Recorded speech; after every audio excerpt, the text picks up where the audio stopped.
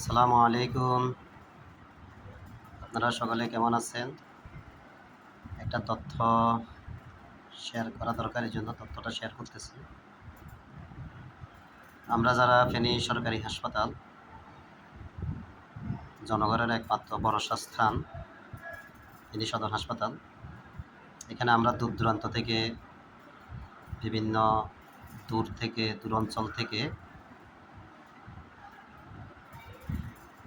অঞ্চল থেকে সোনাগাজী, দাগনভূঞা, নোয়াখালী, চৌদ্দগ্রাম, কুমিল্লা, মিরসরাই, খাগড়াছড়ি, রামগড়, তারপর হচ্ছে যে ছাগলেইয়া, ফুলগাজী, পরশুরাম।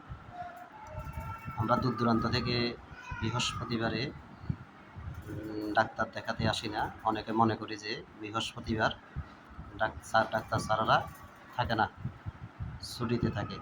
আসলে ধারণাটা ভিন্ন।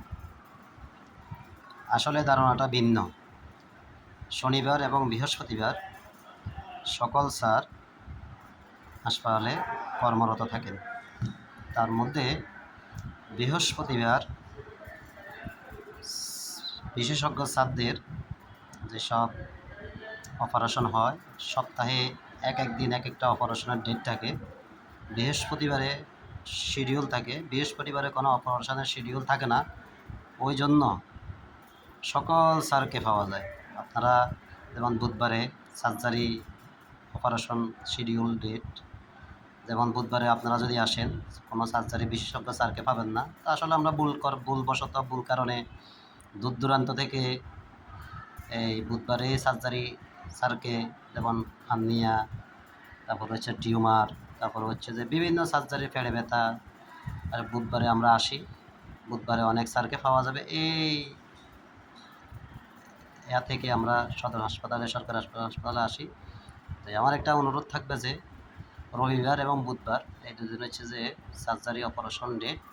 এই দুদিন আমরা সার্জারি রোগী, যাদের পেটে ব্যথা, যাদের হার্নিয়া, যাদের অ্যাপেন্ডিসাইট, যাদের অ্যাবসেস বা যেসব জটিলতা, বিভিন্ন মেজর অপারেশন বা বিভিন্ন মেজর সমস্যা, এরা আমরা রবিবার এবং বুধবারে হাসপাতালে আসা থেকে বিরত থাকবো। তাহলে আমরাও হয়রানি থেকে বাঁচবো এবং অনেক টাকা, আমাদের গাড়ি ভাড়া বা সময়টা আমাদের বাঁচবে।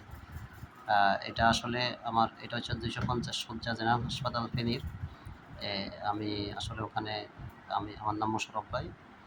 এটা আপনারা যাদের চোখের সামনে পড়বে, আপনারা সাবস্ক্রাইব করে রাখলে আপনাদের উপকার হবে। আসলে আমি সময় পাই না, তবে একটু কথা শেয়ার করার জন্য চেষ্টা করি।